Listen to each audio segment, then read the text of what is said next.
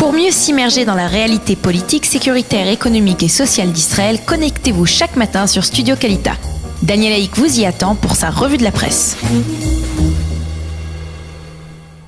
Voilà, il est 8h22 ce matin sur Studio Kalita. C'est l'heure de la revue de la presse et des médias israéliens. Une revue que nous allons commencer par l'ensemble des quotidiens israéliens qui accordent ce matin les faveurs de leur première page à Gimel. Gimel, c'est la première lettre du prénom de la première femme qui a été nommée commandante d'une escadrille opérationnelle de Tsahal. Gimel, c'est la lettre de son prénom.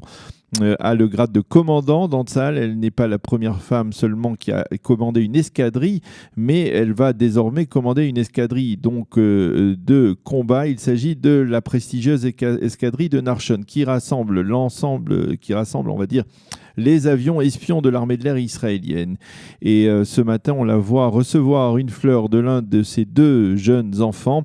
Elle a 34 ans elle-même. L'escadrille Narshon, appelée également escadrille 122, est composée des avions les plus chers de l'armée israélienne. Il n'y en a que 5, mais il s'agit d'avions espions qui sont équipés du matériel d'espionnage le plus sophistiqué, qui coûtent chacun plusieurs centaines de millions de dollars. Selon certaines estimations, ce montant pourrait s'élever à 400 millions de dollars par avion, donc 4 fois plus qu'un avion furtif F-35. Et ce matin, Ren Artsi Seror s'émeut dans le Yediot Aharonot d'une telle nomination. La commandante Gimel a fait hier un petit pas dans sa carrière militaire déjà prestigieuse, mais il s'agit d'un immense pas pour les femmes qui veulent et qui voudront suivre son exemple dans l'armée israélienne, écrit-elle ce matin. Le site Ynet nous cite l'un des responsables du Hamas qui a affirmé hier qu'il était particulièrement optimiste quant aux chances de parvenir à un accord d'apaisement entre le Hamas et Israël. Selon lui, un tel accord devrait être conclu d'ici la fin du mois d'août. Cet accord irait au-delà d'un simple cessez-le-feu. Il inclurait la construction d'un port maritime dans la bande de Gaza et même d'un aéroport, ainsi qu'un arrêt des hostilités avec le Hamas, non seulement pendant les prochains mois, mais même sur une sorte de trêve de 5 ans à partir donc de cet été. Toujours selon ce responsable, l'accord inclurait également dans une seconde phase, mais ce n'est pas encore tout à fait clair, la restitution des corps des 2 soldats israéliens, Oron Shaul et Hadar Goldin, ainsi que la restitution des 2 civils israéliens qui sont détenus par le Hamas, ainsi que l'arrêt total de l'envoi des cerfs-volants et ballons incendiaires par le mouvement terroriste. Le Hamas semble avoir réussi apparemment à trouver une formule qui va dans le sens d'un accord souhaité par les Égyptiens et l'ONU. Et apparemment, cette formule devrait être soumise aujourd'hui aux responsables égyptiens qui sont particulièrement actifs donc, dans les négociations. Il faut rappeler qu'hier, des tirs en provenance de la bande de Gaza se sont produits en direction d'une patrouille de l'armée israélienne. En réaction, un tank de Tsahal a bombardé la position à partir de laquelle ces tirs avaient été effectués. Il s'agissait de 2 snipers palestiniens qui ont donc été tués par ce bombardement d'un tank de Tsahal après avoir donc tiré en direction du territoire israélien. Ces 2 snipers appartenaient à la branche armée du mouvement terroriste. Le Israël Hayom s'intéresse ce matin à la compétition importante pour le poste de futur chef d'état-major de Tsahal. En effet, hier, le ministre de la Défense, Avigdor Lieberman, a interrogé les 4 candidats à la succession du général Gadi Eisenkot qui doit terminer ses fonctions dans plusieurs mois.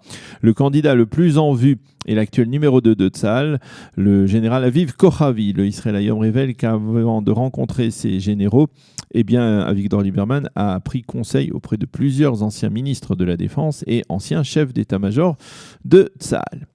Le Maariv révèle ce matin en première page que la Défense nationale avait mis en garde Binyamin Netanyahou quant aux conséquences et aux dégâts que pourrait causer la fameuse loi sur l'État-nation. Le Maariv se réfère à une information parue sur la chaîne arabe Al Jazeera, qu'il faut donc prendre peut-être avec certaines réserves. Selon le Al Jazeera, la défense nationale israélienne avait remis à Binyamin Netanyahou un rapport selon lequel le vote de la loi sur l'État-nation pourrait entraîner une résurgence de l'antisémitisme, en particulier en Europe. Selon ce rapport, les Juifs en Europe s'opposent à la loi dans sa forme actuelle.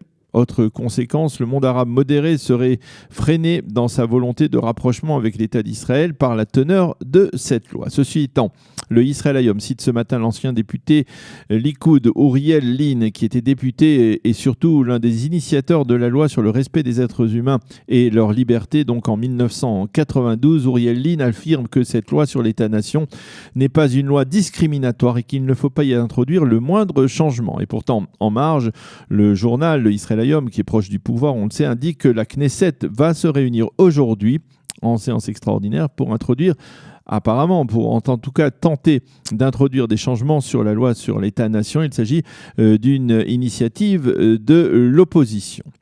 Le Israël Hayom révèle en première page que l'Union européenne, nous en avons parlé dans un autre angle à propos de la révélation faite ce matin par le correspondant parlementaire de Kol Israël. Le Israël Hayom, lui, révèle en première page ce matin que l'Union européenne a décidé récemment de cesser de financer une ONG israélienne, une ONG d'extrême gauche appelée le Conseil pour la défense des libertés. Cette ONG qui a été créée par des représentants de l'Union européenne ne cachait pas son objectif principal, combattre les positions de la droite nationaliste israélienne. La présidence du Conseil à Jérusalem a annoncé hier qu'à la suite des pressions intenses sur les Européens au cours des derniers mois, l'Union européenne a donc décidé de cesser le financement et les activités de cette ONG. C'est Benyamin Netanyahou lui-même qui a conduit les pressions via le ministère israélien des Affaires étrangères, et à Jérusalem, on s'est donc déclaré très satisfait de cette dernière décision après avoir qualifié l'activité de l'ONG d'ingérence dans les affaires intérieures israéliennes. Le site Mida, qui a révélé l'existence de cette ONG il y a plusieurs mois, a cité le vice-ambassadeur de l'Union européenne en Israël, Mark Gallagher, qui avait affirmé à l'époque d'abord que l'ONG était le porte-étendard de l'activité de l'Union européenne en Israël, et ensuite qu'elle avait pour but de freiner les tendances dangereuses de la politique. Je cite tout cela, bien entendu, c'est une citation: freiner les tendances dangereuses de la politique de la droite nationaliste messianique en Israël. Fin de citation. Cette ONG a prôné une entière coopération avec toutes les ONG d'extrême gauche afin de passer, je cite encore, de la défense à la contre-attaque. Et donc cette information se rajoute à l'information que je vous citais en titre du premier journal de la matinée ce matin, sur des révélations concernant un véritable projet, un vaste projet de développement d'infrastructures en Judée et en Samarie, d'infrastructures dans les zones C par l'Union européenne à coût de centaines de millions de dollars, un projet qui devait s'étendre sur plusieurs dizaines d'années et qui pourrait être donc probablement hypothéqué dans la mesure où il n'avait pas été coordonné avec l'État d'Israël, en dépit du fait qu'il se rapportait à des territoires sous contrôle exclusif israélien. La Cour suprême israélienne a décidé hier d'accorder 3 mois de sursis supplémentaires au gouvernement pour faire voter la nouvelle loi sur le non-enrôlement des élèves des yeshivot. Et selon certaines estimations, ce délai supplémentaire pourrait accorder au gouvernement un répit, peut-être retarder la tenue d'élections anticipées qui paraissaient de plus en plus incontournables au cours des dernières semaines. Mais les quotidiens rappellent que le Premier ministre avait réclamé un report de 7 mois de cette loi qui a donc déjà été votée en première lecture.